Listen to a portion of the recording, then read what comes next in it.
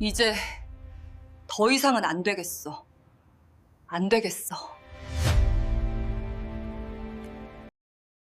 매일 밤 12시 천장 위로 들려오는 끊임없는 발걸음 소리.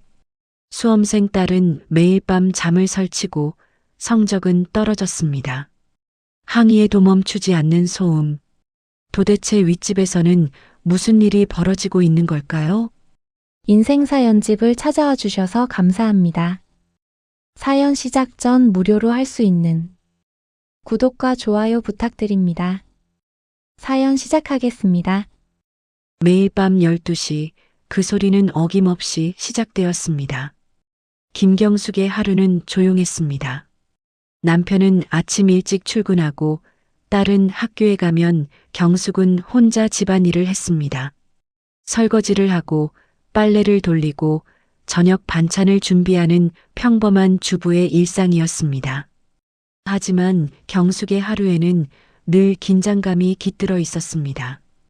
딸 가은이는 고등학교 3학년 수험생이었습니다. 아침마다 피곤한 얼굴로 일어나는 딸을 보면 경숙의 가슴은 저려왔습니다.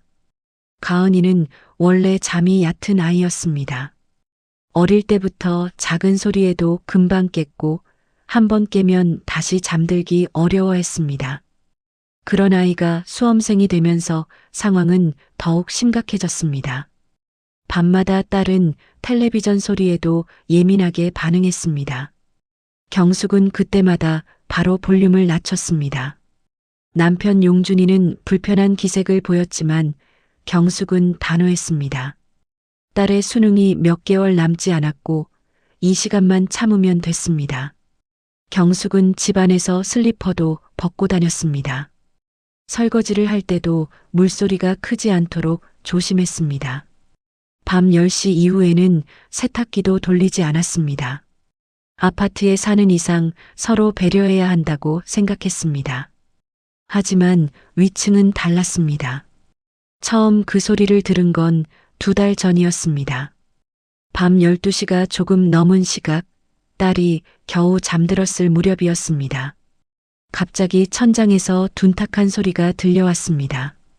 쿵, 쿵, 발걸음 소리였습니다. 뛰는 소리는 아니었지만 그렇다고 살금살금 걷는 소리도 아니었습니다. 무겁고 느린 하지만 끊임없이 이어지는 발걸음이었습니다. 경숙은 처음에는 그냥 넘어가려 했습니다. 아파트에 살다 보면 이런 소음은 어쩔 수 없다고 생각했습니다. 위층에 아이가 있을 수도 있고 밤늦게 귀가한 가족이 집안일을 하는 것일 수도 있었습니다. 하지만 소리는 멈추지 않았습니다. 10분이 지나도 20분이 지나도 소리는 계속됐습니다. 같은 구간을 왕복하는 듯한 느낌이었습니다. 침실에서 거실로, 거실에서 침실로, 끊임없이 반복되는 발걸음 소리. 딸이 이불 속에서 작은 목소리로 경숙을 불렀습니다. 잠이 오지 않는다는 호소였습니다. 경숙은 딸의 방으로 들어갔습니다. 가은이는 이불을 머리까지 뒤집어 쓰고 있었지만 그 소리는 막을 수 없었습니다. 경숙은 딸의 등을 토닥이며 곧 끝날 거라 위로했습니다. 하지만 소리는 1시간 넘게 계속됐습니다. 결국 가은이는 새벽 2시가 다 되어서야 지쳐 잠들었습니다. 다음 날 아침 가은이는 눈이 퉁퉁 부은 채로 학교에 갔습니다. 경숙은 걱정스러운 마음으로 하루를 보냈습니다. 오늘 밤에는 조용하겠지, 하루만 그랬던 거겠지 하고 기대했습니다. 하지만 그날 밤에도 소리는 시작됐습니다. 밤 12시 정확히 같은 시각이었습니다.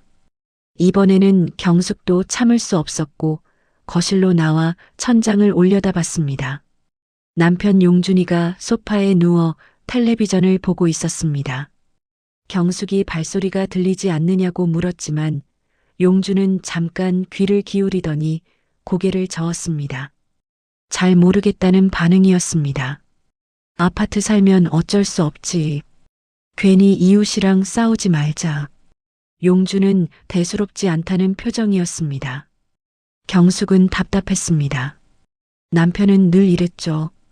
무딘 성격 탓에 작은 소음은 거의 신경 쓰지 않았습니다. 하지만 경숙은 달랐습니다. 딸이 매일 밤 잠을 설치는 모습을 보는 건 경숙이었습니다. 아침마다 피곤한 얼굴로 등교하는 딸을 보내는 것도 경숙이었습니다. 일주일이 지났습니다. 소리는 매일 밤 정확히 같은 시각에 시작됐습니다. 밤 12시에서 새벽 2시 사이. 그 시간만 되면 어김없이 위층에서 발걸음 소리가 들려왔습니다. 가은이의 얼굴은 점점 어두워졌습니다. 눈 밑에 그늘이 생기고 수업 시간에 집중하지 못한다고 담임 선생님에게서 연락이 왔습니다. 심지어 최근 모의고사 성적도 떨어지게 됐고 경숙은 더 이상 참을 수 없었습니다. 이틀 뒤 경숙은 관리사무소에 전화를 걸었습니다. 조심스럽지만 단호한 목소리로 층간소음 민원을 접수했습니다. 위층에서 매일 밤 12시부터 새벽까지 소음이 심하다는 내용이었습니다. 수험생이 있어서 곤란하다는 사정도 함께 전했습니다. 직원은 친절하게 접수했다는 답을 주었습니다. 위층에 연락을 드려보겠다는 말도 덧붙였습니다. 경숙은 이제 좀 나아지겠지 생각했습니다. 관리사무소에서 연락하면 위층에서도 조심하겠지. 수험생이 있다는 걸 알면 배려해주겠지. 하지만 그날 밤에도 소리는 멈추지 않았습니다. 똑같은 시각, 똑같은 간격, 똑같은 강도의 발걸음 소리가 천장을 통해 전해졌습니다. 경숙은 천장을 올려다보며 한숨을 쉬었습니다. 도대체 저 위에서는 무슨 일이 벌어지고 있는 걸까요? 사흘이 지났습니다. 관리사무소에 민원을 넣었지만 아무것도 달라지지 않았습니다. 밤 12시만 되면 여전히 위층에서 발걸음 소리가 들려왔습니다. 오히려 소리가 더 크게 느껴지는 것 같았습니다. 경숙은 다시 관리사무소에 전화했습니다. 위층에 연락했다던 직원은 난처한 목소리로 답했습니다. 위층 집주인께 여러 번 연락을 드렸고 최대한 조심하겠다는 답변을 받았다는 내용이었습니다. 경숙의 목소리가 높아졌습니다. 평소에는 차분한 성격이었지만 딸의 잠 못 이루는 모습을 보면서 인내심이 바닥나고 있었습니다. 조심하겠다면서 왜 계속되는지 이해할 수 없다는 항의였습니다. 직원은 더 강하게 말씀드려 보겠다는 답만 되풀이했습니다. 전화를 끊은 후에도 경숙의 마음은 편치 않았습니다.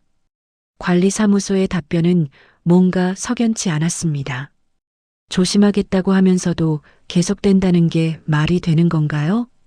며칠 뒤 경숙은 우연히 같은 층에 사는 이웃을 엘리베이터에서 만났습니다.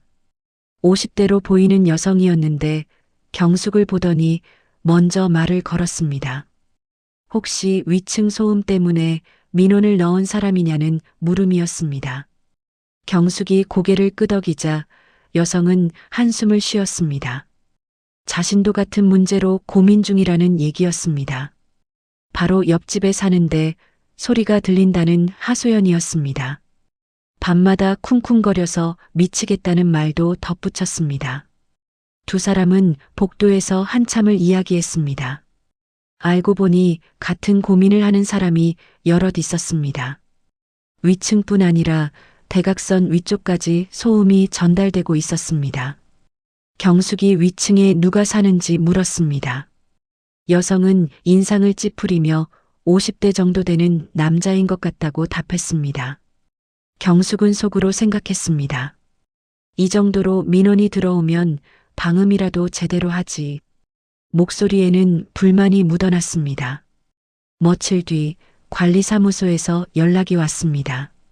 입주민 여러 명이 같은 민원을 넣었기 때문에 다음 주에 위층 집주인과 민원을 제기한 사람들이 함께 이야기하는 자리를 만들겠다는 내용이었습니다. 경숙은 그 자리에 참석하기로 했습니다. 이제는 직접 얘기해야 할 때라고 생각했습니다. 약속된 날 경숙은 관리사무소 회의실로 갔고 이미 몇 명의 입주민이 와 있었습니다. 모두 지치고 화가 나 있는 비슷한 표정이었습니다. 잠시 후 문이 열리고 한 남자가 들어왔습니다. 황인석이었습니다. 50대 후반으로 보이는 남자였습니다. 평범한 옷차림에 그의 얼굴에는 피곤함이 가득했습니다. 눈 밑에는 짙은 그림자가 드리워져 있었고 어깨는 축 처져 있었습니다. 관리사무소 직원이 오늘 자리를 마련한 이유를 설명하기 시작했습니다. 층간소음 문제 때문이라는 말이 나오기도 전에 한 입주민이 목소리를 높였습니다. 매일 밤 12시부터 새벽까지요. 도대체 뭘 하시는 겁니까? 다른 입주민들도 가세했습니다. 한두 번도 아니고 매일이라는 항해, 수험생이 있는 집의 고충, 잠을 설치는 가족들의 어려움이 쏟아져 나왔습니다. 황인석은 고개를 숙인 채 말이 없었고 입주민들의 항의는 계속됐습니다. 관리사무소에서 연락했다는데 왜 계속되느냐는 질문, 방음 매트라도 깔아야 하는 것 아니냐는 지적이 이어졌습니다. 한 입주민이 날을 세워 말했습니다. 지금 그 집 때문에 다른 집이 얼마나 피해를 보는지 아세요? 이웃 생각도 좀 하셔야죠. 그제야 황인석이 고개를 들었습니다. 그의 눈빛에는 피곤함과 미안함이 동시에 담겨 있었습니다. 죄송합니다. 그의 목소리는 낮고 가라앉아 있었습니다. 정말 죄송합니다. 방음 매트도 집 안전체에 깔았고 슬리퍼도 가장 두꺼운 걸로 바꿨습니다. 입주민들은 더욱 분노했습니다. 그런데도 이 정도면 문제가 아니냐는 반응이었습니다. 할 수 있는 건 다 했습니다. 정말 어쩔 수가 없습니다. 그의 말투에는 절박함이 묻어났습니다. 하지만 입주민들은 그 말을 이해하지 못했습니다. 어쩔 수 없다니 그게 무슨 말이냐는 추궁이 이어졌습니다. 뭘 하길래 매일 밤 그 시간에 집안을 걸어 다니느냐는 질문도 쏟아졌습니다. 황인석은 입을 다물었습니다. 무언가 말하려다가 결국 입을 열지 못했습니다. 입주민들은 정당한 이유가 있으면 말하라고 요구했습니다. 이해할 수 있는 사정이라면 받아들일 수도 있다는 뜻이었습니다. 하지만 황인석은 끝내 이유를 말하지 않았습니다. 그저 고개를 숙이고 죄송하다는 말만 되풀이했습니다. 경숙은 그 모습을 보며 답답함을 느꼈습니다. 이해할 수 있는 이유가 있다면 말하면 될 텐데 왜 말하지 않는 걸까요? 회의는 아무 결론 없이 끝났습니다. 황인석은 다시 한번 사과하고 나갔고 입주민들은 불만족스러운 표정으로 자리를 떴습니다. 그날 밤에도 소리는 멈추지 않았습니다. 밤 12시 쿵쾅거리는 발걸음 소리가 다시 시작됐습니다. 경숙은 천장을 올려다보며 한숨을 쉬었습니다. 이해할 수 없는 사람이라는 생각이 들었습니다. 그렇게 중얼거렸지만 왠지 마음 한편이 무거웠습니다. 일주일이 더 지났습니다.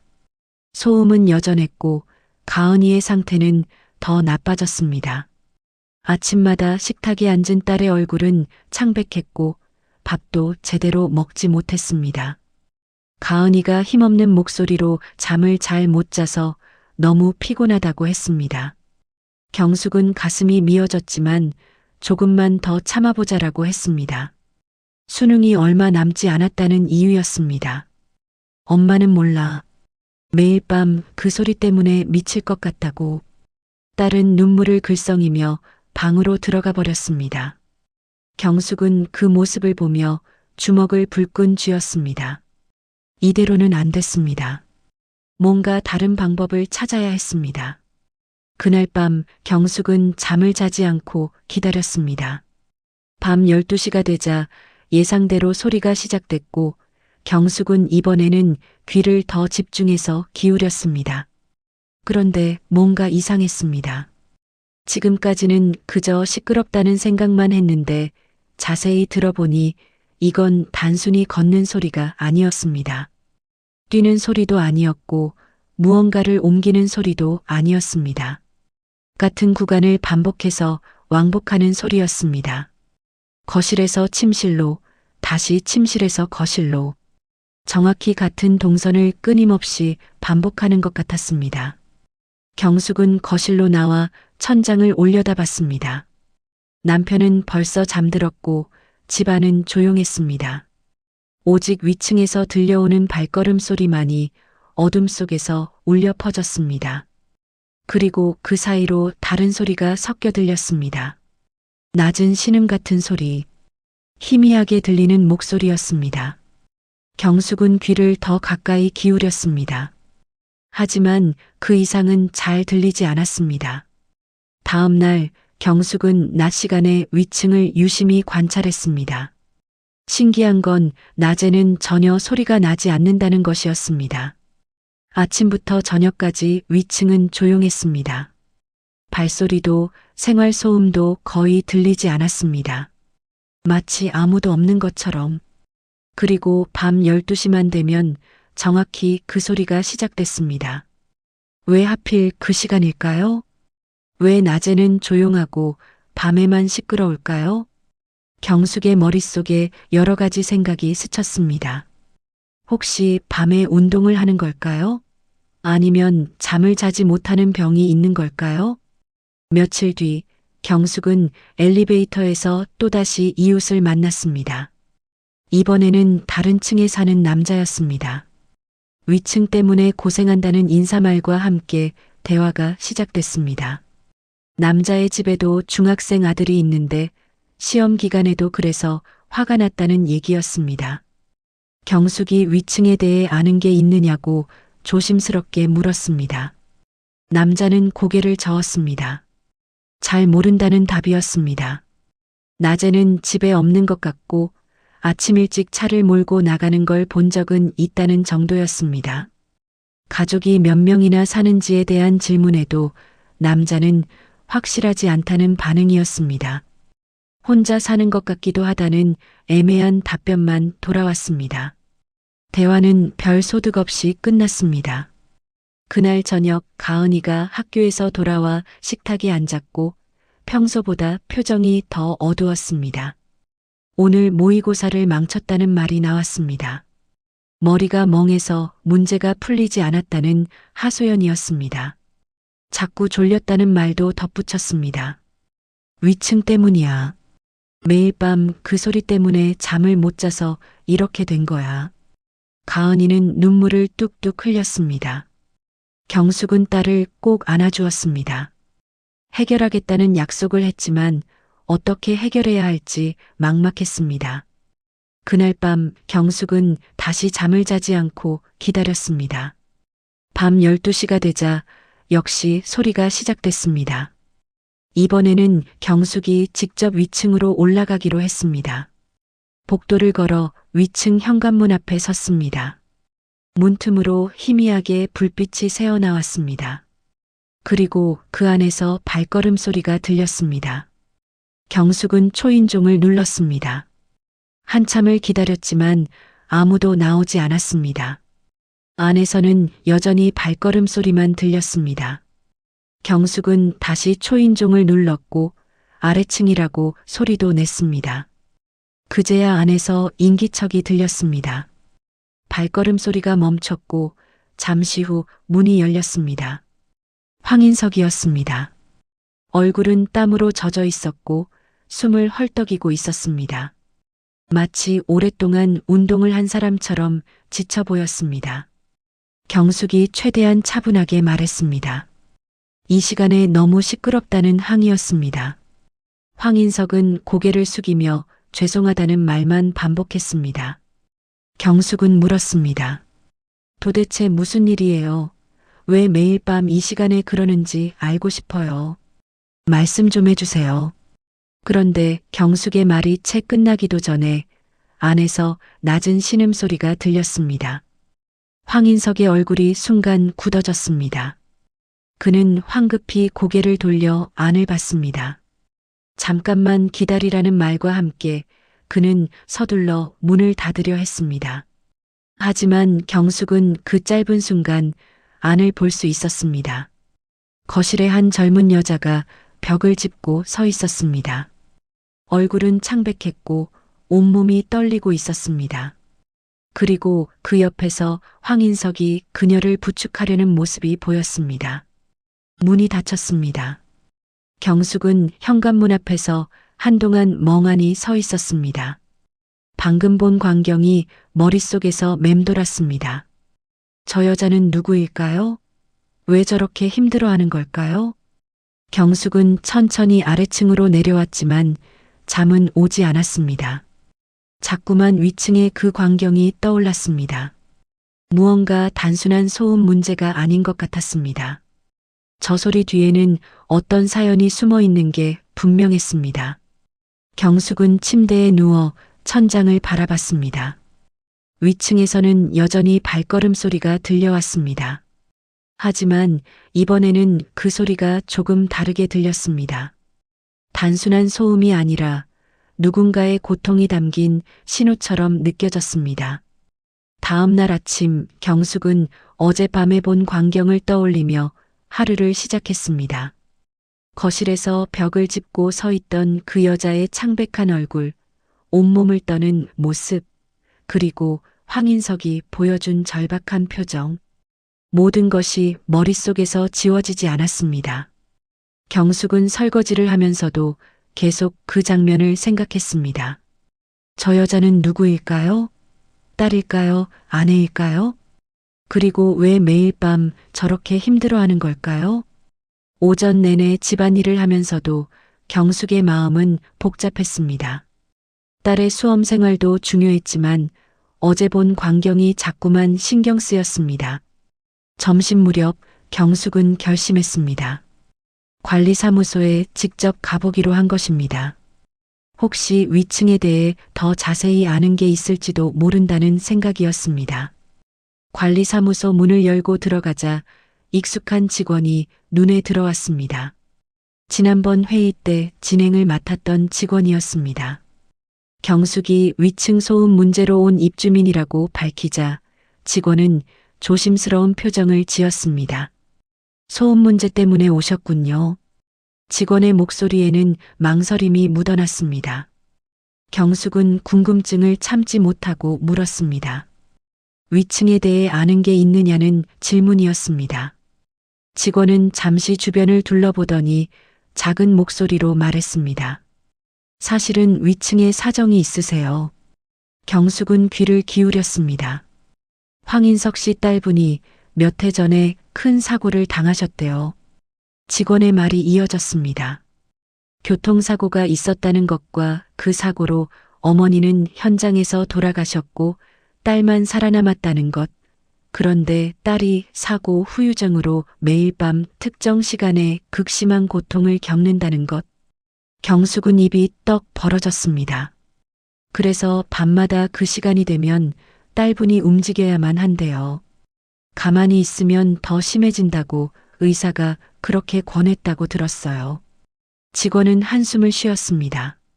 황인석 씨가 낮에는 딸분을 재활병원에 맡기고 일을 하신대요. 혼자 벌어서 병원비도 내고 생활도 해야 하니까요. 그래서 새벽같이 출근하고 밤늦게 귀가하시는 거예요. 모든 조각이 맞춰지기 시작했습니다. 왜 낮에는 조용한지, 왜 밤 12시만 되면 소리가 시작되는지. 그럼 방음 매트도.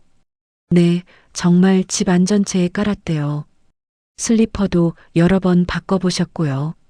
근데 딸분이 그 시간에는 통증 때문에 걷게 되신대요.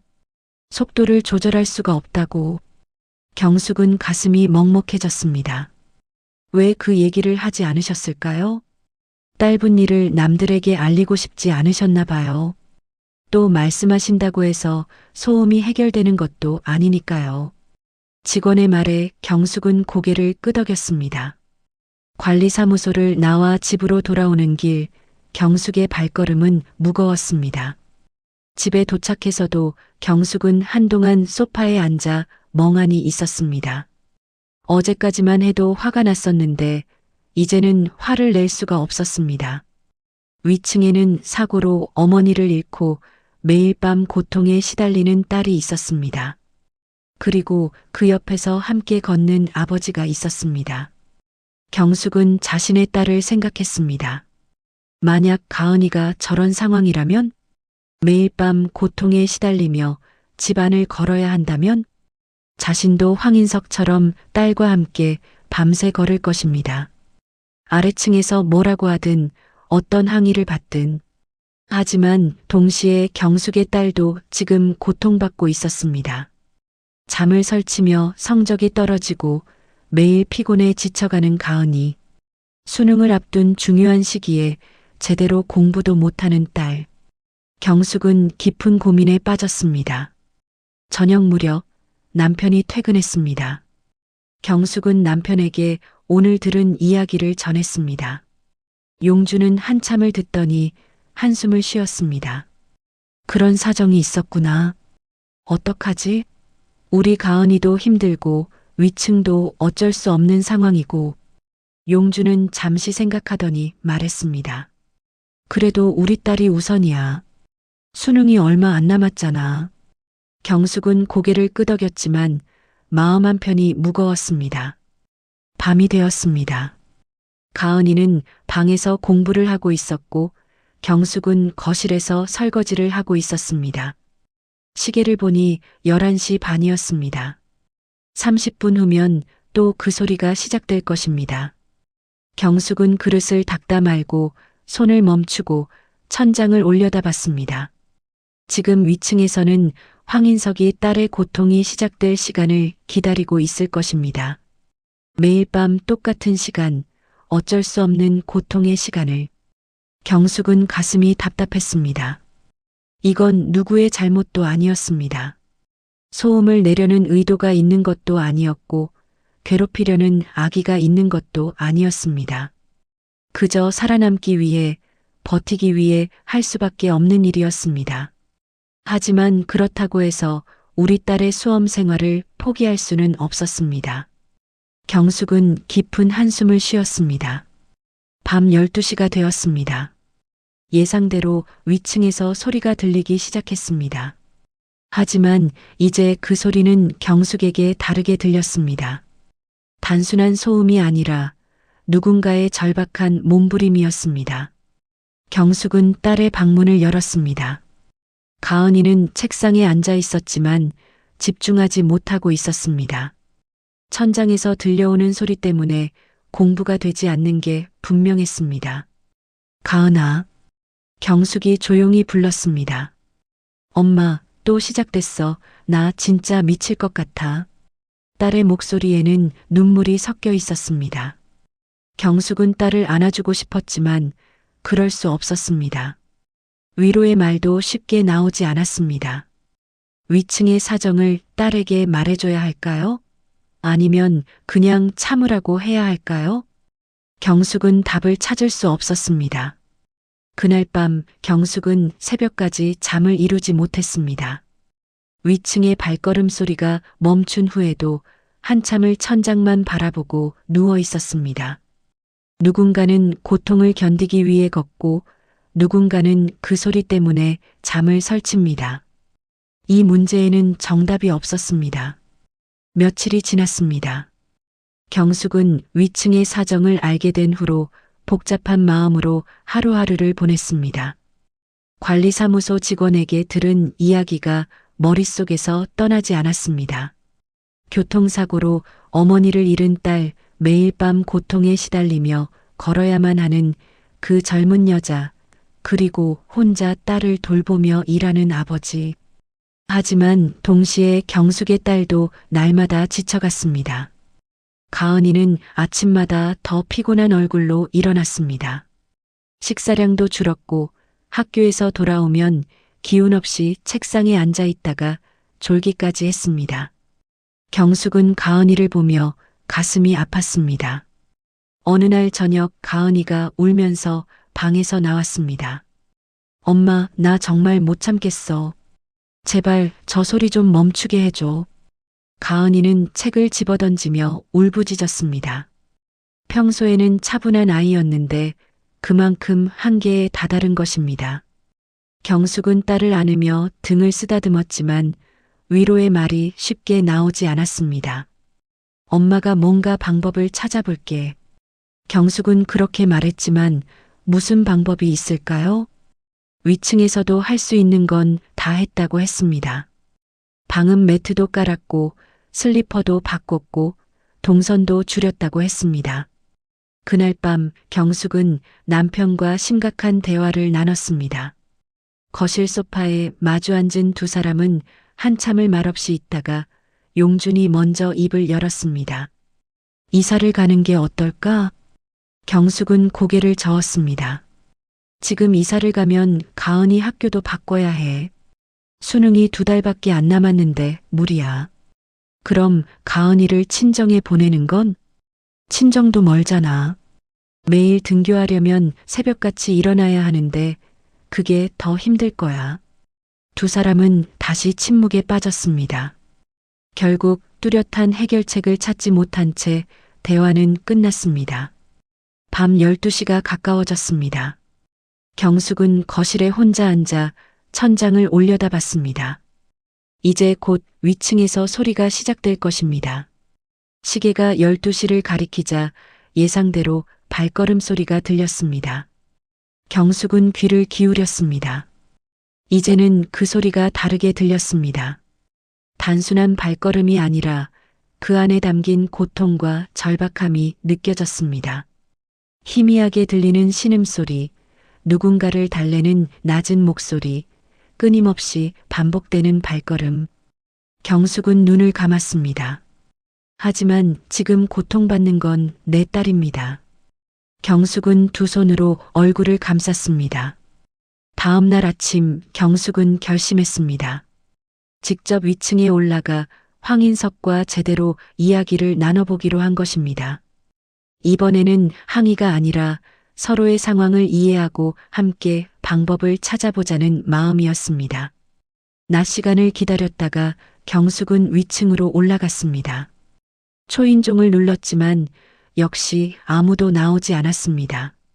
낮에는 인석이 일하러 나가고 딸은 재활병원에 있다고 했습니다. 경숙은 다시 내려왔습니다. 저녁 무렵 경숙은 현관문 밖에서 기다렸습니다. 인석이 귀가하는 시간을 확인하고 싶었기 때문입니다. 밤 10시가 넘어서야 엘리베이터에서 황인석이 내렸습니다. 그는 휠체어를 밀고 있었고 휠체어에는 젊은 여자가 앉아 있었습니다. 지난번 현관문 틈으로 봤던 그 여자였습니다. 인석은 경숙을 보고 잠시 멈칫했습니다. 하지만 경숙은 차분하게 고개를 숙여 인사했습니다. 안녕하세요. 인석도 조심스럽게 고개를 숙였습니다. 저 아래층에 사는 사람인데요. 잠깐 말씀 좀 나눠도 될까요? 인석의 얼굴에 긴장이 스쳤습니다. 또 항의를 하러 온 거라고 생각하는 게 분명했습니다. 죄송합니다. 정말 어쩔 수가 없어서. 아니에요. 그게 아니라. 경숙은 잠시 말을 멈췄다가 조심스럽게 말을 이었습니다. 따님, 많이 힘드시죠? 인석의 눈빛이 흔들렸습니다. 휠체어에 앉아있던 여자 황재현이 고개를 들어 경숙을 봤습니다. 창백한 얼굴의 생기라곤 찾아볼 수 없었지만 눈빛만은 또렷했습니다. 관리사무소에서 사정을 듣게 됐어요. 경숙의 목소리는 차분했습니다. 인석은 한참을 말없이 서 있다가 고개를 숙였습니다. 죄송합니다. 정말 죄송합니다. 아니에요. 사과하실 일이 아니에요. 경숙은 휠체어의 재현을 바라보고 그리고 다시 황인석을 봤습니다. 저희 집에도 수험생 딸이 있어요. 솔직히 많이 힘들어하고 있어요. 인석의 어깨가 더욱 축 처졌습니다. 하지만 따님도 정말 힘드시겠다는 걸 알게 됐어요. 경숙은 잠시 숨을 고르고 말을 이었습니다. 서로 너무 힘든 상황이네요. 인석은 눈시울이 붉어지고 입술을 깨물며 고개를 끄덕였습니다. 정말 최선을 다하고 있습니다. 하지만 알아요. 할 수 있는 건 다 하신 거 알아요. 경숙도 울컥했습니다. 두 사람은 복도에서 한참을 말없이 서 있었습니다. 어떤 해결책도 없었지만 서로의 고통을 이해한다는 것만으로도 위로가 되는 것 같았습니다. 저 그럼 들어가 보겠습니다. 황인석이 조심스럽게 말했고 경숙은 고개를 끄덕였습니다. 오늘 말씀 나눌 수 있어서 다행이었어요. 인석은 휠체어를 밀고 자신의 집으로 들어갔습니다. 경숙도 아래층으로 내려왔습니다. 가슴 속에는 여전히 답답함이 남아 있었지만 조금은 후련한 기분도 들었습니다. 집에 들어오니 가은이가 책상에 앉아 있었습니다. 경숙은 딸의 방문을 두드렸습니다. 가은아, 잠깐 나올래? 거실 소파에 나란히 앉은 모녀. 경숙은 오늘 있었던 일을 딸에게 천천히 이야기했습니다. 위층의 사정, 사고로 어머니를 잃은 딸, 매일 밤 고통에 시달리는 상황, 혼자 딸을 돌보는 아버지. 가은이는 처음에는 믿을 수 없다는 표정이었습니다. 하지만 경숙의 이야기를 듣고 나서는 말없이 고개를 숙였습니다. 그런 사정이 있었구나. 가은이의 목소리는 작았습니다. 미안해. 엄마도 내가 힘든 거 알아. 근데 알았어, 엄마. 가은이가 경숙의 말을 끊었습니다. 나도 조금 참아볼게. 경숙은 딸을 꼭 안았습니다. 며칠이 지났습니다. 경숙은 위층의 사정을 딸에게 말한 후로 조금은 마음이 편해졌습니다. 가은이도 여전히 힘들어했지만 예전처럼 울면서 항의하지는 않았습니다. 하지만 소음 문제가 해결된 건 아니었습니다. 밤 12시만 되면 여전히 위층에서 발걸음 소리가 들렸고 가은이는 여전히 잠을 설쳤습니다. 경숙은 무언가 다른 방법을 찾아야 했습니다. 어느 날 저녁 경숙은 약국에 들렀습니다. 귀마개 있나요? 소음 차단용으로요. 약사는 여러 종류의 귀마개를 꺼내 보여줬습니다. 경숙은 가장 차음 효과가 좋다는 제품을 골랐습니다. 집에 돌아와 가은이에게 귀마개를 건넸습니다. 이거 써봐. 조금이라도 도움이 될 거야. 가은이는 귀마개를 받아들고 한참을 들여다봤습니다. 엄마, 이걸로 소리가 다 막힐까? 완전히는 아니겠지만 그래도 조금은 나을 거야. 가은이는 고개를 끄덕였습니다. 그날 밤 12시가 되자 위층에서 예상대로 소리가 시작됐습니다. 가은이는 귀마개를 끼고 이불을 덮었습니다. 경숙은 거실에 앉아 딸의 방을 바라봤습니다. 1시간쯤 지났을까 가은이가 방에서 나왔습니다. 엄마, 그래도 소리가 들려. 근데 조금은 나은 것 같아. 경숙은 안도의 한숨을 쉬었습니다. 완벽한 해결책은 아니지만 그래도 조금이라도 도움이 된다니 다행이었습니다. 며칠 뒤 경숙은 메모지 한 장을 들고 위층으로 올라갔습니다. 현관문 앞에 서서 한참을 망설이다가 초인종을 눌렀습니다. 잠시 후 황인석이 문을 열었습니다. 경숙을 보자 그는 놀란 표정을 지었습니다. 안녕하세요. 이거 드리려고요. 경숙은 메모지를 건넸습니다. 황인석은 메모지를 받아 읽기 시작했습니다. 힘내세요. 저희 집에도 딸이 있어요. 소음은 힘들지만 그래도 이해하고 있어요. 황인석은 메모를 읽고 한동안 고개를 들지 못했습니다. 그의 손이 미세하게 떨리고 있었습니다. 죄송합니다. 그의 목소리는 떨렸습니다.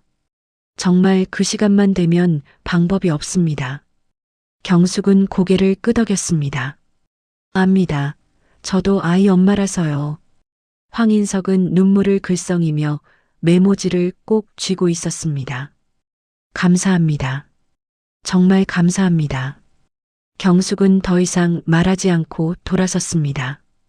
복도를 걸어 내려오는 동안 경숙의 눈에서도 눈물이 흘렀습니다. 왜 눈물이 나는지 정확히 알 수 없었습니다. 슬퍼서인지 안타까워서인지 아니면 서로의 고통을 이해하게 되어서인지 그날 이후로도 층간소음은 사라지지 않았습니다. 여전히 어떤 밤에는 쿵쾅거리는 소리가 들렸고 가은이는 여전히 귀마개를 끼고 잠들어야 했습니다. 하지만 경숙은 더 이상 관리사무소에 전화하지 않았습니다. 대신 밤마다 천장을 올려다보며 조용히 생각했습니다. 오늘도 위층에서는 고통을 견디고 있구나. 수능이 한 달 앞으로 다가왔습니다. 가은이는 여전히 피곤해했지만 예전보다는 침착해 보였습니다. 귀마개에 적응했고 위층의 사정을 이해한 후로는 마음의 여유가 생긴 것 같았습니다. 어느 날 저녁 가은이가 경숙에게 물었습니다. 엄마, 위층 언니 언제쯤 나아질까? 경숙은 딸의 머리를 쓰다듬었습니다. 엄마도 모르겠다. 하지만 언젠가는 나아지겠지. 그때까지 우리가 참아줘야 하는 거지. 그래. 우리도 참고 위층도 참고 서로 버티는 거야. 가은이는 고개를 끄덕였습니다. 며칠 뒤 경숙은 엘리베이터에서 황인석과 마주쳤습니다. 두 사람은 서로 눈인사를 나눴습니다. 어색하지만 따뜻한 분위기였습니다. 따님 어떠세요? 경숙이 조심스럽게 물었습니다. 비슷합니다. 좋아지지도 나빠지지도 않고 황인석의 목소리에는 피로가 묻어났습니다. 그래도 견디고 계시네요. 견뎌야죠. 아버지니까요. 경숙은 고개를 끄덕였습니다. 저희 딸도 견디고 있어요. 수험생이니까요. 두 사람은 잠시 침묵했습니다. 시간은 계속 흘렀습니다. 밤마다 위층에서는 여전히 소리가 들렸지만 경숙의 마음속 분노는 사라졌습니다. 이제 그 소리는 단순한 소음이 아니었습니다. 누군가 고통 속에서도 포기하지 않고 버티고 있다는 증거였습니다. 누군가 사랑하는 사람을 위해 밤새 함께 걷고 있다는 신호였습니다. 경숙은 밤마다 천장을 올려다보며 조용히 중얼거렸습니다. 오늘도 그 시간이구나. 그리고 불을 끄고 침대에 누워 이불을 덮었습니다. 소리는 멈추지 않았지만 분노는 멈췄습니다. 수능까지 보름이 남았습니다. 가은이의 책상 위에는 문제집이 산더미처럼 쌓여 있었고 벽에는 수험 일정표가 붙어 있었습니다. 경숙은 아침마다 딸을 위해 정성스럽게 식사를 준비했습니다. 단백질 반찬, 비타민이 풍부한 채소, 두뇌 활동에 좋다는 호두와 잣을 빠짐없이 챙겼습니다. 하지만 가은이의 얼굴에는 여전히 피로가 가득했습니다. 밤마다 귀마개를 끼고 잠들지만 완전히 소리를 차단할 수는 없었습니다. 12시에 시작되는 위층의 발걸음 소리는 귀마개를 통과해 가은이의 잠을 방해했습니다. 경숙은 딸이 책상에 앉아 졸고 있는 모습을 볼 때마다 가슴이 아팠습니다. 하지만 이제는 화를 내거나 누군가를 탓하지 않았습니다. 다만 묵묵히 딸을 지켜볼 뿐이었습니다. 어느 날 저녁 경숙은 시장에 갔다가 보약을 파는 한약방 앞을 지나쳤습니다. 문득 딸에게 기력을 보충해줄 무언가가 필요하다는 생각이 들었습니다. 한약방 문을 열고 들어갔습니다. 약사에게 수험생을 위한 보약을 문의했고 일주일치 보약을 구입했습니다. 가격이 만만치 않았지만 경숙은 망설이지 않았습니다. 집에 돌아와 보약을 정성스럽게 다렸습니다. 부엌에 한약 냄새가 가득 퍼졌고 가은이가 방에서 나와 코를 찡긋거렸습니다. 엄마, 이게 뭐야? 보약이야. 너 요즘 너무 힘들어 보여서. 경숙은 달인 한약을 작은 그릇에 담아 식탁에 놓았습니다. 김이 모락모락 피어올랐습니다. 가은이는 한약을 마시며 얼굴을 찌푸렸습니다. 쓴맛이 입안 가득 퍼졌지만 끝까지 다 마셨습니다. 고마워, 엄마. 경숙은 딸의 머리를 쓰다듬었습니다. 말은 하지 않았지만 두 사람 모두 알고 있었습니다. 이 시간이 지나가기만을 기다리고 있다는 것을. 같은 시각 위층에서도 비슷한 풍경이 펼쳐지고 있었습니다. 황인석은 저녁 식사를 준비하며 딸 재현이를 재활병원에서 데려왔습니다. 휠체어에 앉은 재현이의 얼굴은 창백했지만 오늘은 조금 기운이 있어 보였습니다. 오늘 재활 치료는 괜찮았어? 재현이는 고개만 끄덕였습니다. 말은 많이 하지 않았지만 아버지와의 대화는 눈빛만으로도 충분했습니다. 인석은 딸을 위해 소파로 옮겨 앉히고 저녁 식사를 함께 했습니다. 천천히 조심스럽게 딸이 먹기 편한 음식들로 준비한 식탁이었습니다. 시계를 보니 11시가 넘어가고 있었습니다. 인석의 얼굴에 긴장이 스쳤습니다. 1시간 후면 또다시 그 시간이 시작됩니다. 딸이 고통스러워하며 집안을 걸어야 하는 시간. 재현이도 시계를 봤고 그녀의 눈빛에도 불안이 어렸습니다. 괜찮아. 오늘도 아빠가 함께 있을게.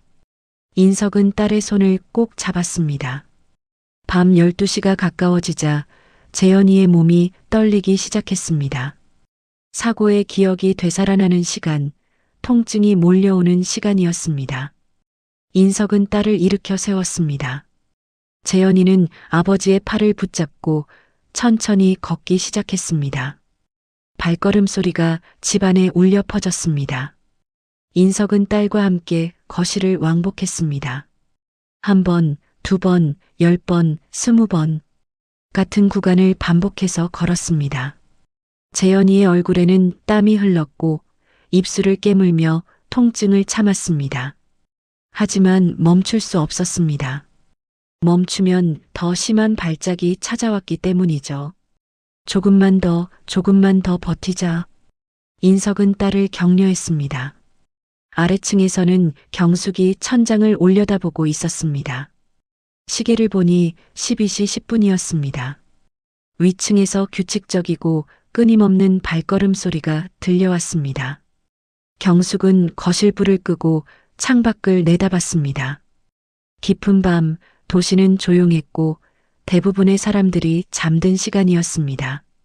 하지만 이 아파트에서는 두 가족이 각자의 고통을 견디며 깨어 있었습니다. 한 가족은 수능을 앞둔 딸의 미래를 위해, 다른 한 가족은 사고 후유증으로 고통받는 딸의 생존을 위해. 경숙은 조용히 중얼거렸습니다. 오늘도 함께 버티는 밤이구나. 며칠이 지났습니다. 가은이는 점점 더 예민해졌습니다. 수능이 일주일 앞으로 다가오면서 긴장감이 최고조에 달했습니다. 모의고사 성적은 예전만 못했지만 그래도 포기하지 않고 책상 앞에 앉았습니다. 경숙은 딸이 공부하는 모습을 문틈으로 지켜봤습니다. 졸음을 참으며 연필을 잡고 있는 딸의 뒷모습이 애처로웠습니다. 밤이 되었습니다. 12시가 되자 위층에서 예상대로 소리가 시작됐습니다. 경숙은 가은이의 방으로 가서 문을 살짝 열어봤습니다. 딸은 귀마개를 끼고 침대에 누워 있었습니다. 눈을 감고 있었지만 잠들지 못한 게 분명했습니다. 이불 속에서 몸을 뒤척이는 모습이 보였습니다. 경숙은 문을 닫고 거실로 돌아왔습니다. 남편 용준이가 소파에 앉아 있었습니다. 여보, 괜찮겠어? 용준이 걱정스럽게 물었고 경숙은 고개를 끄덕였습니다. 괜찮을 거야. 이제 일주일만 더 버티면 돼. 위층도 마찬가지야. 그 사람들도 버티고 있어. 용준은 더 이상 말하지 않았습니다. 수능 전날 밤이었습니다. 경숙은 가은이를 위해 특별히 저녁을 준비했습니다. 딸이 좋아하는 음식들로 가득한 식탁이었지만 가은이는 긴장한 탓인지 밥을 제대로 먹지 못했습니다. 엄마, 나 떨려. 괜찮아. 내가 준비한 만큼 나올 거야. 경숙은 딸을 안아주었습니다. 밤이 깊어갔습니다. 가은이는 내일 시험을 위해 충분히 쉬어야 했기 때문에 일찍 잠자리에 들었습니다. 경숙은 거실에 혼자 앉아 시계를 봤습니다. 곧 위층에서 소리가 시작될 것입니다. 마지막 밤까지도 그 소리는 멈추지 않을 것입니다. 경숙은 천장을 올려다보며 마음속으로 기도했습니다. 제발 오늘만큼은 조금 조용하길. 하지만 경숙도 알고 있었습니다. 위층의 고통은 누군가의 기도로 멈출 수 있는 것이 아니라는 것을. 수능 당일 아침이 밝았습니다. 경숙은 새벽 5시에 일어났습니다. 잠을 설친 탓에 눈이 무거웠지만 서둘러 부엌으로 갔습니다. 딸을 위한 아침 식사를 정성스럽게 준비했습니다. 소화가 잘 되는 흰죽에 계란찜, 그리고 따뜻한 미역국. 수험생을 둔 모든 어머니가 그러듯이 경숙도 최선을 다해 음식을 만들었습니다. 6시가 되자 가은이를 깨웠습니다. 딸은 부은 눈으로 일어났습니다. 밤의 위층 소리 때문에 자정 넘어서야 겨우 잠들었던 것입니다. 엄마, 나 잠이 안 깼어. 가은이의 목소리는 축 처져 있었습니다. 경숙은 딸의 얼굴을 찬물로 씻겨주며 정신을 차리게 했습니다. 그리고 식탁에 앉혀 아침 식사를 먹였습니다. 가은이는 숟가락을 들었지만 입맛이 없었습니다. 긴장과 피로가 겹쳐 음식이 목으로 넘어가지 않았습니다. 조금만이라도 먹어. 힘내야지. 경숙의 목소리에는 간절함이 묻어났습니다. 가은이는 억지로 몇 숟가락을 떠먹었습니다. 경숙은 그 모습을 보며 가슴이 아팠습니다. 현관문을 나서는 순간 위층 현관문도 열렸습니다. 황인석이 휠체어를 밀고 나왔고 휠체어에는 재현이가 앉아 있었습니다. 두 가족이 엘리베이터에서 마주쳤습니다. 서로의 얼굴에는 밤새 잠 못 이룬 흔적이 역력했습니다. 황인석이 먼저 고개를 숙였고 경숙도 조용히 고개를 끄덕였습니다. 말은 없었지만 서로의 마음을 이해하고 있었습니다. 엘리베이터 안은 침묵으로 가득했습니다. 가은이는 피곤한 얼굴로 눈을 감고 있었고 재현이는 휠체어에 앉아 창밖을 바라봤습니다. 1층에 도착하자 먼저 황인석이 휠체어를 밀고 나갔습니다. 경숙과 가은이도 밖으로 나왔습니다. 남편이 운전하는 차가 앞에 서 있었습니다. 차 안에서 가은이는 계속 눈을 감고 있었습니다. 피곤한 몸을 이끌고 시험장으로 향하는 길이었습니다. 시험장 앞에 도착했고 경숙은 딸의 손을 꼭 잡았습니다. 힘내. 엄마가 여기서 기다리고 있을게.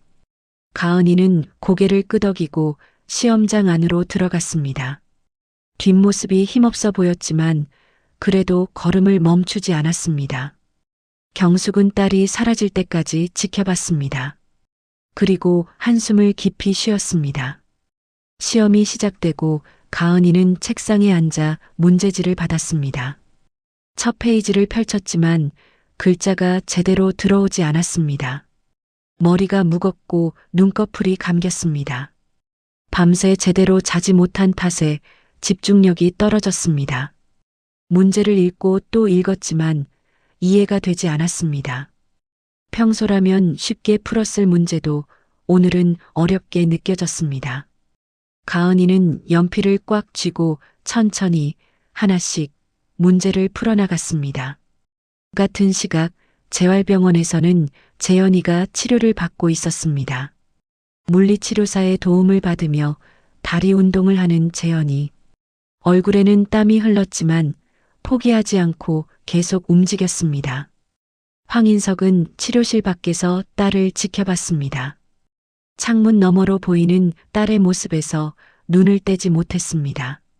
어젯밤에도 12시부터 새벽 1시까지 딸과 함께 집안을 걸었습니다. 재현이는 통증에 신음하며 걸었고 인석은 그 옆에서 딸을 부축했습니다. 아래층에서 들려올 소리를 생각하며 미안한 마음이 들었지만 멈출 수 없었습니다. 딸의 생존이 걸린 문제였기 때문입니다. 인석은 창밖을 바라봤습니다. 지금쯤 아래층 딸은 시험을 보고 있겠지. 피곤한 몸으로 책상에 앉아 문제를 풀고 있겠지. 미안했지만 어쩔 수 없었습니다. 저녁이 다 되어서야 시험이 끝난 가은이가 시험장 밖으로 나왔습니다. 경숙은 달려가 딸을 안았습니다. 어땠어? 가은이는 울먹였습니다. 잘 모르겠어. 피곤해서 집중이 안 됐어. 경숙은 딸의 등을 토닥였습니다. 위로의 말을 하고 싶었지만 쉽게 나오지 않았습니다. 괜찮아. 최선을 다했잖아. 하지만 두 사람 모두 알고 있었습니다. 최선이 충분하지 않았을 수도 있다는 것을. 집으로 돌아오는 차 안은 침묵으로 가득했습니다. 저녁 무렵 경숙은 거실 창문 앞에 서서 밖을 바라봤습니다. 해가 지고 있었고 긴 하루가 끝나가고 있었습니다. 밤이 되자 가은이는 방에서 쓰러지듯 잠들었습니다. 긴장이 풀리고 피로가 몰려온 것입니다. 경숙은 딸의 방문을 열어보고 조용히 닫았습니다. 그리고 거실로 돌아와 소파에 앉았습니다. 시계를 보니 곧 위층에서 소리가 시작될 것입니다. 하지만 오늘만큼은 가은이가 깊이 잠들어서 다행이라고 생각했습니다. 밤 12시가 되자 예상대로 위층에서 발걸음 소리가 들려왔습니다. 경숙은 천장을 올려다봤습니다. 오늘도 저 위에서는 누군가 고통을 견디며 걷고 있습니다. 아버지는 딸과 함께 밤을 지새우고 있습니다. 경숙은 조용히 중얼거렸습니다. 수고하세요. 그리고 거실 불을 끄고 침실로 들어갔습니다. 수능이 끝난 다음 날 집안은 이상하게 조용했습니다. 가은이는 오후까지 잠을 잤습니다. 몇 달 동안 쌓인 피로가 한꺼번에 몰려온 것입니다. 경숙은 딸이 잠든 방문을 살짝 열어보고는 조용히 닫았습니다. 거실로 돌아온 경숙은 소파에 앉아 멍하니 있었습니다. 지난 몇 달간의 일들이 주마등처럼 스쳐 지나갔습니다. 처음 위층 소음을 들었을 때의 분노, 관리사무소에 민원을 넣었을 때의 답답함, 입주민 회의에서 황인석을 마주했을 때의 당혹감, 그리고 위층의 진실을 알게 된 후의 복잡한 감정들. 경숙은 천장을 올려다봤습니다. 지금은 낮이라 조용했고 위층에는 아무도 없을 것입니다. 인석은 일하러 나갔을 것이고 재현이는 재활병원에 있겠지요. 밤이 되면 또다시 그 소리가 시작될 것입니다. 하지만 이제 수능은 끝났습니다. 가은이는 더 이상 그 소리 때문에 시험 준비를 방해받지 않아도 됩니다. 경숙의 마음 한편이 가벼워졌습니다. 동시에 위층에 대한 생각이 더 깊어졌습니다. 며칠이 지났습니다. 가은이는 친구들과 시간을 보내며 긴장을 풀었습니다. 피곤했던 얼굴에도 조금씩 생기가 돌았습니다. 하지만 여전히 밤이 되면 귀마개를 끼고 잠들었습니다. 어느 날 저녁 경숙은 시장에서 과일을 샀습니다. 사과 한 봉지를 집어들다가 문득 생각이 들었습니다. 위층에도 하나 가져다 주면 어떨까? 경숙은 망설였습니다. 괜한 참견일까요? 아니면 부담스러울까요? 하지만 결국 과일을 하나 더 샀습니다. 집에 돌아와 사과를 정성스럽게 씻어서 바구니에 담았습니다. 그리고 저녁 무렵 위층으로 올라갔습니다. 초인종을 눌렀지만 역시 아무도 없었습니다. 경숙은 바구니를 현관문 앞에 놓고 작은 메모지를 붙였습니다. 수고 많으십니다. 아래층에서. 그리고 조용히 내려왔습니다. 그날 밤 경숙의 집 초인종이 울렸습니다. 문을 열자 황인석이 서 있었습니다. 손에는 낮에 경숙이 놓고 간 바구니가 들려 있었습니다. 이거 아래층에서 두고 가신 거죠? 경숙은 고개를 끄덕이자 인석의 눈가가 붉어졌습니다. 그는 한참을 말없이 서 있다가 깊게 고개를 숙였습니다. 정말 감사합니다. 경숙도 고개를 끄덕였습니다. 두 사람 사이에 말은 많지 않았지만 서로의 마음은 통하고 있었습니다. 인석이 돌아간 후 경숙은 문을 닫고 한참을 서 있었습니다. 가슴속에 따뜻한 무언가가 차올랐습니다. 일주일이 지났습니다. 어느 날 아침 경숙은 현관문 앞에서 작은 상자를 발견했습니다. 상자를 열어보니 정성스럽게 포장된 한과가 들어 있었습니다. 메모지가 함께 있었습니다. 늘 죄송하고 감사합니다. 따님 수능 잘 보셨기를 바랍니다. 위층에서. 경숙은 메모지를 읽으며 미소 지었습니다. 그날 저녁 경숙은 가족들과 함께 식탁에 앉아 위층에서 받은 한과를 나눠 먹었습니다. 가은이도 하나 집어 먹었습니다. 남편 용준도 한과를 먹으며 말했습니다. 위층에서 정성을 많이 들였네. 경숙은 천장을 올려다봤습니다. 지금쯤 위층에서는 저녁 식사를 준비하고 있겠지요. 황인석과 재현이 두 사람만의 조용한 저녁 시간. 밤이 되었습니다.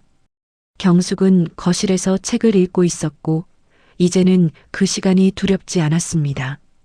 시계가 12시를 가리키자 예상대로 위층에서 발걸음 소리가 들려왔습니다. 경숙은 책에서 눈을 떼고 천장을 올려다봤습니다. 저 위에서 황인석은 딸과 함께 걷고 있을 것입니다. 재현이는 통증을 참으며 발을 옮기고 아버지는 그 옆에서 딸을 지탱하고 있을 것입니다. 경숙은 조용히 책을 덮었습니다. 다음 날 경숙은 또다시 위층을 생각했습니다. 점심 무렵 경숙은 냉장고를 열어 반찬을 확인했습니다. 어제 만든 나물 반찬이 남아 있었습니다. 맛있게 무친 시금치나물과 콩나물 무침이었습니다. 경숙은 반찬을 작은 용기에 담았습니다. 그리고 저녁 무렵 다시 위층으로 올라갔습니다. 이번에는 인석이 집에 있었습니다. 문을 열자 그는 놀란 표정을 지었습니다. 반찬 좀 만들었는데 좀 나눠드리려고 왔어요. 인석은 용기를 받아들며 고개를 깊이 숙였습니다. 말은 하지 않았지만 그의 눈빛에서 고마움이 느껴졌습니다.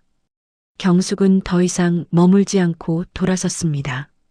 며칠 후 또다시 경숙의 집 현관문 앞에 무언가가 놓여 있었습니다. 이번에는 직접 끓인 듯한 미역국이었습니다. 메모지에는 짧은 글이 적혀 있었습니다. 감사합니다. 경숙은 미역국을 들고 집 안으로 들어갔습니다. 그리고 저녁 식사 때 가족들과 함께 그 미역국을 먹었습니다. 위층에서 보낸 거야? 용준이 물었습니다. 경숙은 고개를 끄덕였습니다. 맛있네. 가은이도 한 숟가락 떠먹으며 말했습니다. 경숙은 미역국을 먹으며 생각했습니다. 이렇게 조금씩 서로 나누며 살아가는 것. 완벽한 해결책은 아니지만 그래도 함께 버티는 방법이었습니다. 밤이 되었습니다. 그 시간이 되자 위층에서 발걸음 소리가 들려왔습니다. 하지만 이제 그 소리는 경숙에게 다르게 들렸습니다. 단순한 소음이 아니라 생존을 위한 몸부림이었습니다. 사랑하는 사람을 지키기 위한 아버지의 헌신이었습니다. 경숙은 불을 끄고 침대에 누웠습니다. 소리는 여전히 들렸지만 마음은 평온했습니다. 수능이 끝나고 한 달이 지났습니다. 겨울은 깊어졌고 아파트 복도에는 찬바람이 불었습니다. 경숙은 두꺼운 외투를 입고 시장을 다녀오는 길이었습니다. 엘리베이터에서 황인석과 마주쳤습니다. 그도 외출 후 돌아오는 길인 듯 손에 장바구니를 들고 있었습니다. 두 사람은 자연스럽게 눈인사를 나눴습니다. 예전처럼 어색하거나 불편하지 않았습니다. 엘리베이터 안에서 황인석이 조심스럽게 입을 열었습니다. 따님, 수능 결과 잘 나오셨으면 좋겠습니다. 경숙은 고개를 끄덕였습니다. 감사합니다. 따님도 많이 좋아지셨으면 좋겠어요. 황인석은 씁쓸하게 미소 지었습니다. 좋아지기는 쉽지는 않겠지만 그래도 매일 버티고 있다는 뜻이었습니다. 각자의 층에 내려 헤어졌습니다. 집에 돌아온 경숙은 창문을 열고 밖을 내다봤습니다. 하늘은 잔뜩 흐렸고 곧 눈이 내릴 것 같았습니다. 저녁 무렵 정말로 눈이 내리기 시작했습니다. 하얀 눈송이가 창밖으로 소복이 쌓였습니다. 가은이는 방에서 나와 창밖을 바라봤습니다. 경숙도 딸과 함께 눈 내리는 풍경을 바라봤습니다. 긴 시간이 흘렀지만 이제는 조금 여유가 생긴 것 같았습니다. 밤이 되었고 경숙은 거실에 앉아 뜨개질을 하고 있었습니다. 남편은 옆에서 텔레비전을 보고 있었고 딸은 방에서 친구들과 전화 통화를 하고 있었습니다. 시계가 12시를 가리켰습니다. 예상대로 위층에서 발걸음 소리가 들려왔습니다. 규칙적이고 끊임없는 소리. 용준이 천장을 올려다봤습니다. 예전에는 신경도 쓰지 않던 남편이었지만 이제는 그 소리의 의미를 알고 있었습니다. 오늘도 힘든 밤이겠네. 경숙은 고개를 끄덕였습니다. 뜨개질하던 손을 멈추지 않으면서도 위층을 생각했습니다. 며칠 후 경숙은 아침 일찍 현관문을 열었습니다.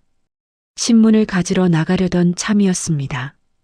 그런데 현관문 앞에 작은 봉투가 놓여 있었습니다. 봉투를 열어보니 손편지가 들어 있었습니다. 인석이 쓴 편지였습니다.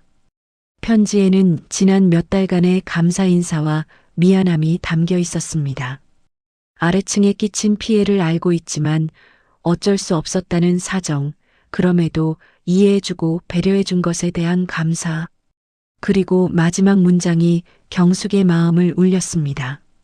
덕분에 혼자가 아니라는 걸 느낍니다. 경숙은 편지를 읽으며 눈시울이 붉어졌습니다. 경숙은 편지를 정성스럽게 접어 서랍에 넣었습니다. 이렇게 조금씩 두 가족은 서로를 돕고 이해하며 살아갔습니다. 완벽한 해결책은 없었습니다. 여전히 밤이 되면 위층에서 소리가 들렸고 가은이는 여전히 귀마개를 끼고 잠들었습니다. 경숙은 천장을 올려다보며 조용히 중얼거렸습니다. 오늘도 수고하세요. 그리고 이불을 덮고 눈을 감았습니다. 분노는 이해로 바뀌었고 갈등은 공존으로 변했습니다. 겨울이 지나고 봄이 찾아왔습니다.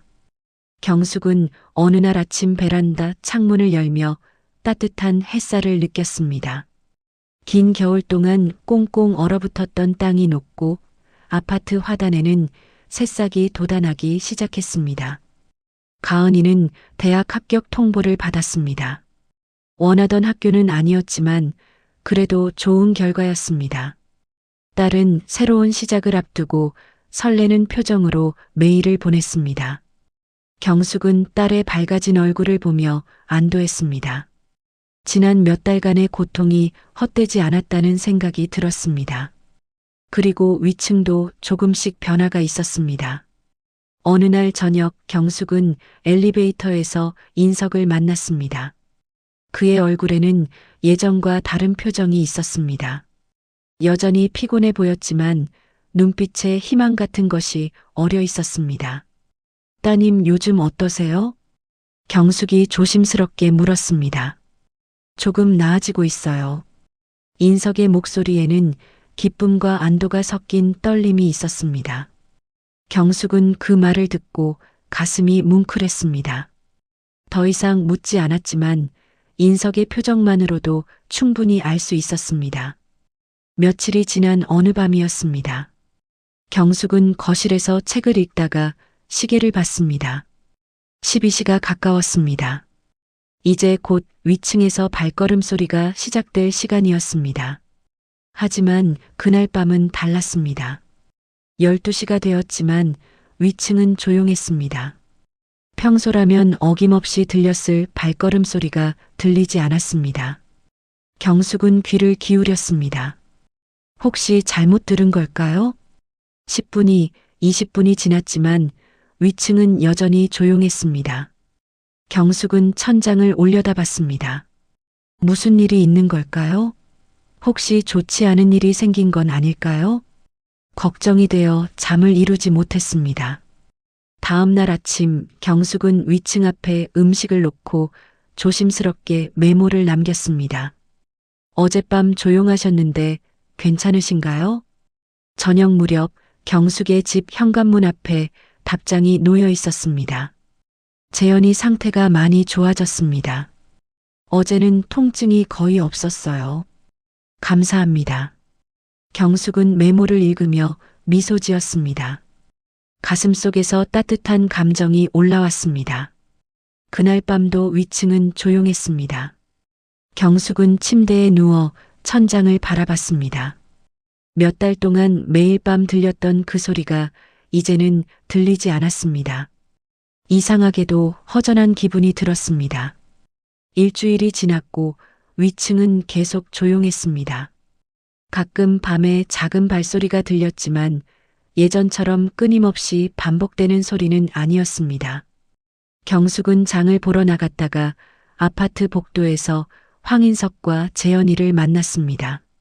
재현이는 휠체어가 아닌 목발을 짚고 걷고 있었습니다.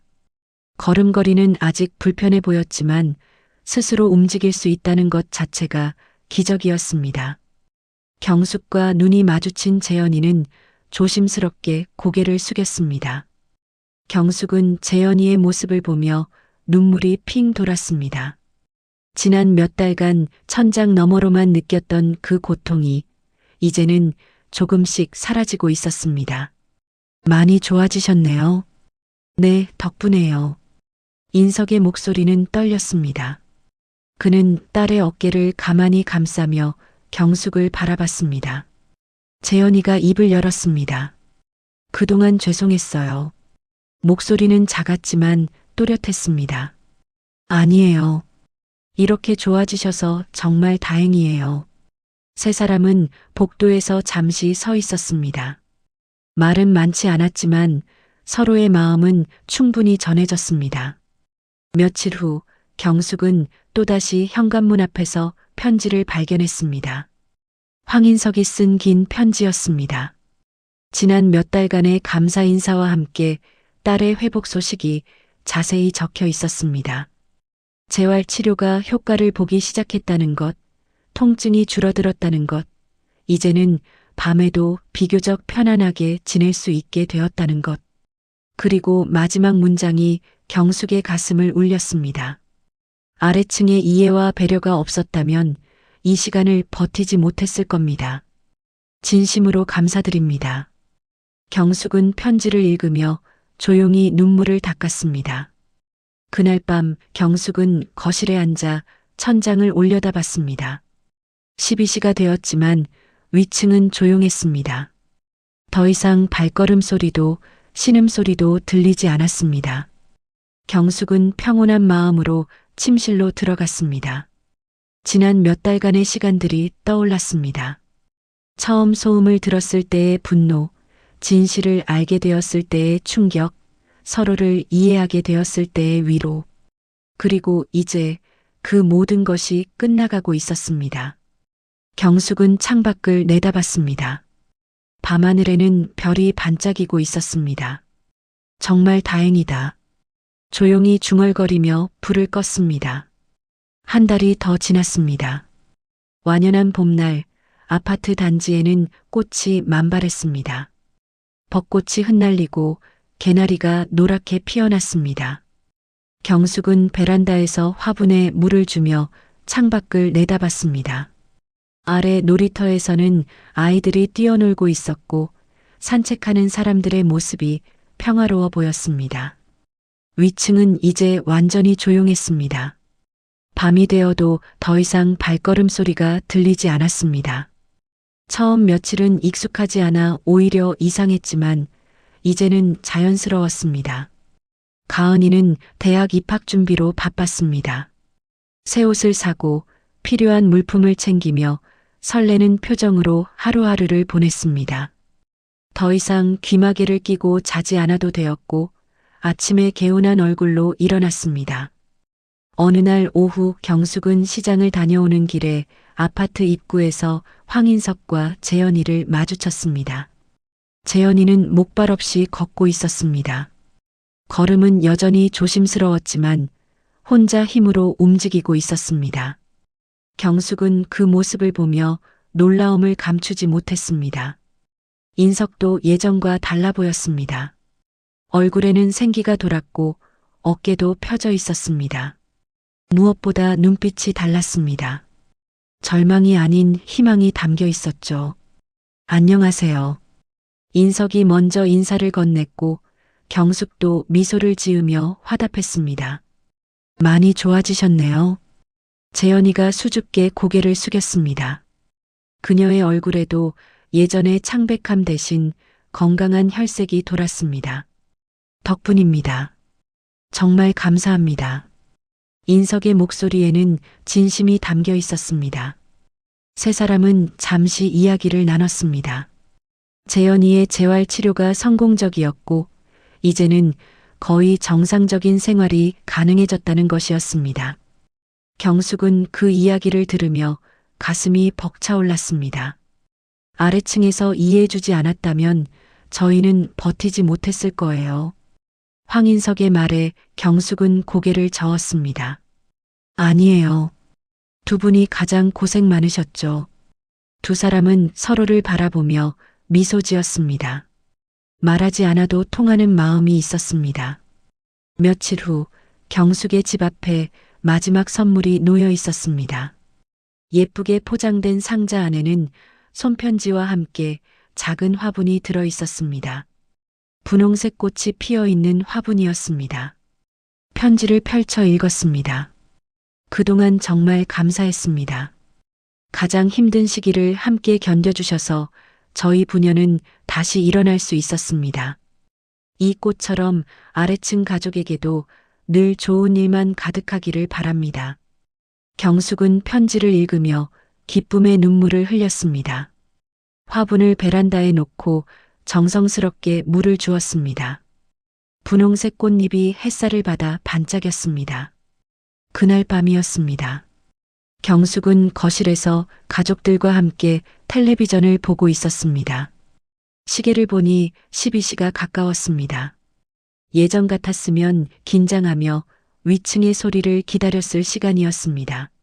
하지만 이제는 달랐습니다. 12시가 되었지만 위층은 조용했습니다. 경숙은 천장을 올려다봤습니다. 저 위에서는 황인석과 재현이가 편안하게 잠들어 있을 것입니다. 더 이상 고통에 시달리지 않고 평화로운 밤을 보내고 있을 것입니다. 엄마, 뭐 봐? 가은이가 물어보자 경숙은 미소를 지으며 고개를 저었습니다. 아니야, 아무것도 아니야. 가족들은 다시 텔레비전을 보기 시작했습니다. 거실에는 웃음소리가 가득했습니다. 경숙은 창밖의 밤하늘을 봤고 하늘에는 달이 밝게 떠 있었습니다. 소리는 멈췄습니다. 돈으로도 항의로도 멈출 수 없었던 그 소리가 시간과 이해로 멈췄습니다. 분노는 이해로 바뀌었고 갈등은 공존으로 변했습니다. 그리고 이제 모든 것이 평온으로 돌아왔습니다. 경숙은 조용히 중얼거렸습니다. 정말 다행이야. 경숙은 불을 끄고 침실로 향했습니다. 침대에 누워 이불을 덮으며 마지막으로 천장을 올려다봤습니다. 더 이상 소리는 들리지 않았습니다.